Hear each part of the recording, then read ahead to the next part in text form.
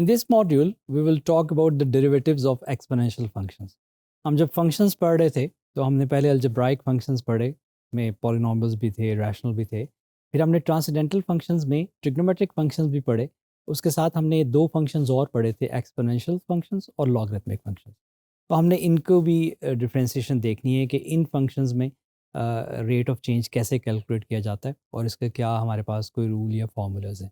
So let's begin with the derivatives of the exponential functions. Why e raised to power x is special? ये natural exponential है. Actually तो exponential function आपके पास 2 raised to power x भी हो सकता है. किसी भी constant की power में variable आ गया तो वो exponential function है. लेकिन जो most commonly used exponential function है वो e raised to power x है. ये naturally हमें मिलता है जहाँ पे भी हमारे पास कोई compound growth होती है. जैसे आपके पास कोई पॉपुलेशन की ग्रोथ हो रही है या आपके पास कोई डीके हो रहा है तो ये हमारे पास जो उसको कंट्रोल करता है वो exponential natural exponential function control करता है. अच्छा, जैसे हमने यहाँ पे लिया है ई रेस्ट पर X, capital E of X equals to E raised पर एक्स. अच्छा, अब जो इसकी डेफिनेशन जो डेरिवेटिव है हमने वो डिफाइन इस तरह से करना है कि हमें चाहिए ये कि क्योंकि ई ऑफ ज़ीरो हमारे पास 1 आता है, E of X equals to E raised पर एक्स में अगर आप ई ऑफ ज़ीरो पुट करें तो ई रेस्ट पर ज़ीरो, स्मॉल ई रेस्ट पर ज़ीरो क्या होता है 1. तो हमें अब ऐसा, ये एक बड़ा एक यूनिक सा फंक्शन है, हमें इसका डेरिवेटिव भी यही चाहिए कि वो भी जब हम ज़ीरो पे कैलकुलेट करें तो वो 1 ही आए. यानी कि हम चाहते हैं कि ई डैश ऑफ ज़ीरो भी 1 ही आए. तो और वो हमें मिल सकता है कि अगर हम ये कहें कि जो इसका जो डेरिवेटिव है ई रेस्ट पावर एक्स का वो ई रेस्ट पावर एक्स ही है. तो ये एक यूनिक किस्म का फंक्शन है जिसका डेरिवेटिव ये खुद इटसेल्फ है. ई रेस्ट पावर एक्स का derivative e raise power x ही है. अगर आप इसको वही जो चेन रूल एम्बेड करके देखें, जो इसकी मोर जर्नलाइज्ड फॉर्म है कि ई रेस्ट पावर एक्स की जगह ई रेस्ट पावर 2x भी हो सकता है, ई रेस्ट पावर -5x भी हो सकता है. तो हमने कहा है कि अब e raise power F of x आ जाए तो फिर चेन रूल लगेगा कि आप पहले बेसिक डेरिवेटिव लें आउटर का, वो तो सेम आना है क्योंकि हमने पढ़ा कि ई एक्स का डेरिवेटिव ई एक्स ही है. तो ई raise power F of x का derivative e raise power F of x ही आएगा, टाइम्स आपने उसको करना है जो उसकी पावर है एफ ऑफ एक्स के डेरिवेटिव. तो ये हमारे पास एक जर्नलाइज्ड एक्सपोनेंशियल फंक्शन का रूल आ गया. एक्सपोनेंशियल फंक्शन को आपने बहुत तरीके से डिफरेंट रखना है, वो जो आप पावर रूल अप्लाई कर देते हैं. तो ई रेस्ट पावर एक्स को आपने बाय मिस्टेक इसका डेरिवेटिव एक्स इंटू ई रेस्ट पावर एक्स -1 नहीं कर देना. वो हमारे पास पॉलिनोमियल फंक्शंस के लिए पावर रूल है, ई रेस्ट पावर एक्स के लिए अपना रूल है यहाँ पे. और exponential growth rate is proportional to the current value. जैसे आपके पास अगर कोई इनिशियल पॉपुलेशन है तो उसकी ग्रोथ रेट जो है वो उस इनिशियल पे डिपेंड कर रही होती है. अगर वो स्टार्ट में थोड़ी है तो उसकी जो ग्रोथ है वो भी आपको थोड़ी नज़र आएगी. अगर बहुत ज़्यादा पॉपुलेशन है तो उसकी ग्रोथ भी फिर आपको उस हिसाब से उसी प्रपोर्शन से ज़्यादा नज़र आएगी. What function equals its own derivative and stage positive, ये क्वेश्चन आप लोगों के लिए है. अच्छा, ये हम थोड़ा सा जर्नल फॉर्म में भी देख लेते हैं. ई में से मैंने बताया कि वो तो आपके पास नेचुरल एक्सपोनेंशियल फंक्शन है. अदरवाइज ये जो बेस है ई की बजाय कोई और नंबर हो सकता है. ये बी अब किसी भी नंबर को रिप्रेजेंट कर रहा है, ये 2 हो, ये 3 हो, 7 हो, कोई भी पॉजिटिव नंबर हो ग्रेटर देन 0. तो अगर हमारे पास जर्नल फंक्शन है B of X, B raised power X, उसका जो डेरिवेटिव है वो आपके पास बी रेस्ट पावर एक्स, वो जो एज इज आ जाता है एक्सपोनेंशियल फंक्शन का, टाइम्स हम उसको log of natural log of B से भी करते हैं, जो बेस है उसके नेचुरल लॉग से मल्टीप्लाई करते हैं. और इसको अगर हम चेन रूल के साथ देख लें तो B raised power F of x का जो डेरिवेटिव बनेगा वो same B raised power F of X log B into derivative of that F of X. तो ये हमारे पास जो है वो जो जर्नल अगर आपके पास एक्सपोनेंशियल फंक्शन आ गया है तो उसका डेरिवेटिव इस तरह से निकालना है. मोस्टली जो आप देखेंगे वो ई रेज टू पावर की फॉर्म में होंगे तो उस पर वो वाला रूल लगेगा. और लेकिन अगर आपके पास कोई 2 रेज टू पावर एक्स जैसे आ गया तो उसमें फिर आपने ये जो लॉग बी वाला फैक्टर एक एडिशनल है वो इंक्लूड करना नहीं भूलना. अच्छा, इसका क्विकली हम प्रूफ देख लेते हैं कि ई रेज पावर एक्स का जो डेरिवेटिव है वो कैसे ई रेज पावर एक्स आता है.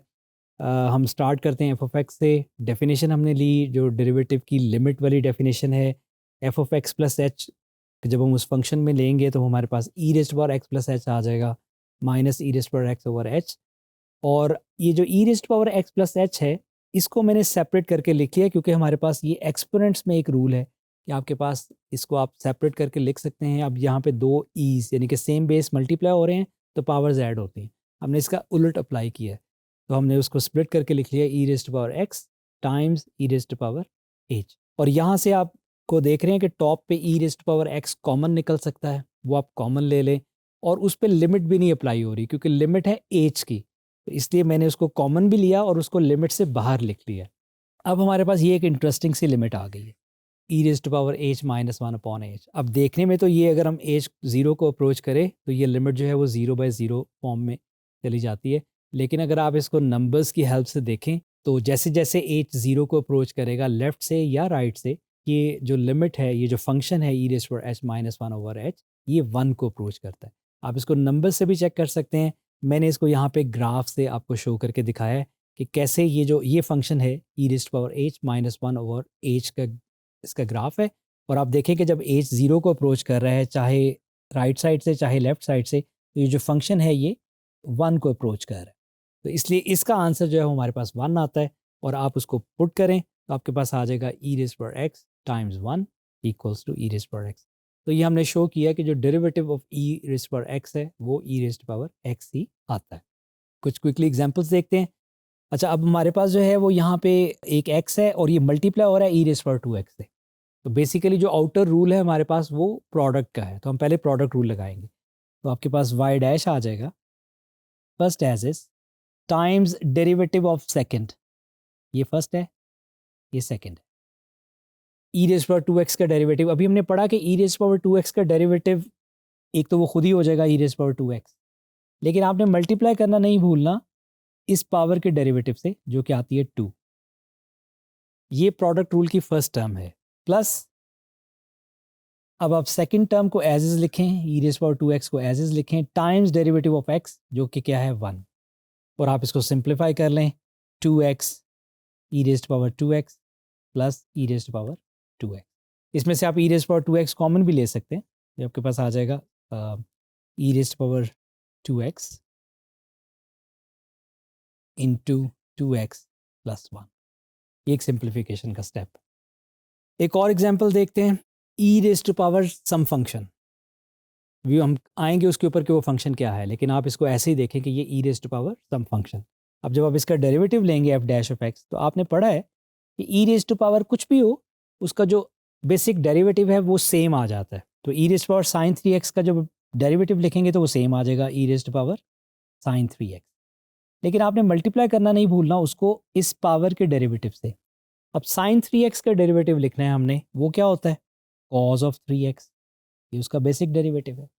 फिर आपने उसको मल्टीप्लाई नहीं भूलना करना थ्री एक्स के डेरिवेटिव से जो कि क्या होता है थ्री। तो ये हमने मल्टीपल, इसमें दो दफ़ा हमने चेन रूल को यूज़ किया।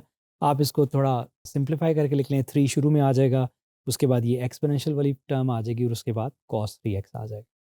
एक और एग्जांपल देखते हैं। अच्छा, अब यहाँ पे हमारे पास जो पहला रूल लगना है वो क्या होगा, ई वाला नहीं लग रहा, यहाँ पे कोशेंट रूल पहले लग रहा है।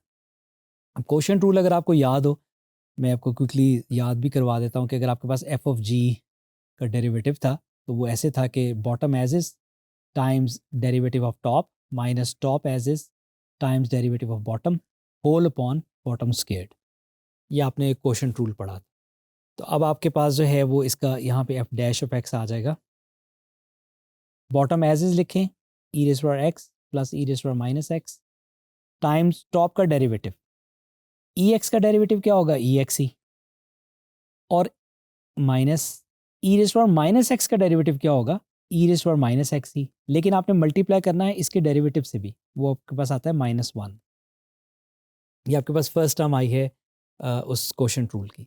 माइनस अब आपने सेकंड टर्म लिखनी है जिसमें आपने जो अब एफ है वो एज इज आएगा, यानी कि जो टॉप है वो एज इज आएगा e x minus e raise power minus x times आपने इसको करना है डेरिवेटिव ऑफ द बॉटम। अब बॉटम का डेरिवेटिव क्या है ई रेज़ पावर एक्स का derivative e raise power x ही प्लस ई रेज़ पावर माइनस एक्स का डेरिवेटिव अभी आपने देखा कि वो होता है ई raise power minus x into minus one. ठीक है, ये अब आपके पास है, और होल अपॉन बॉटम स्क्वायर्ड वो आपके पास आ जाएगा ई एक्स प्लस ई raise power minus x whole squared. अच्छा, ये डिफ्रेंसिएशन कंप्लीट हो गई है। अब आपके पास सिंप्लीफिकेशन का स्टेप है, वो मैं यहाँ पे छोड़ रहा हूँ। आप इसको जो है वो थोड़ा सा ये जो माइनस हैं इनको अरेंज करें, और उसके बाद अगर आप इन जो ऊपर जो एक्सप्रेशंस हैं इनको मल्टीप्लाई कर दें तो ये सिंप्लीफाई भी हो सकते हैं। तो आई विल आस्क यू कि आप इनका जो टॉप है इसके सोल्यूशन का उसको सिंप्लीफाई करें और फिर देखें आपके पास क्या आंसर आता है, और फिर आप उसको मैच कीजिएगा उस आंसर से जो हम आपको प्रोवाइड करेंगे। एक एग्जाम्पल 4 देख लेते हैं। अब यहाँ पे हमारे पास प्लस का रूल है, डेरिवेटिव दोनों पे अप्लाई होगा, इसका अलहदा से डेरिवेटिव, इसका अलहदा से डेरिवेटिव। अब जो फर्स्ट वन है वो 2⁴x है। अब ये ई नहीं है, ये जर्नल है, तो इसको आपने याद रखना है कि इसका जो डेरिवेटिव होगा वो होता है, अभी आपने पढ़ के आए हैं कि सेम 2⁴x, लेकिन इसके साथ एक लॉग ऑफ बेस भी आता है। बेस यहाँ पे 2 है, log of 2, natural log of 2 times इस पावर का डेरिवेटिव, वो आ जाएगा 4। ये फर्स्ट टर्म हो गई, और प्लस ये जो सेकंड टर्म है 4x², इसका डेरिवेटिव बड़ा सिंपल सा है 8x। आगे आप इसको सिंप्लीफाई कर सकते हैं नंबर्स को।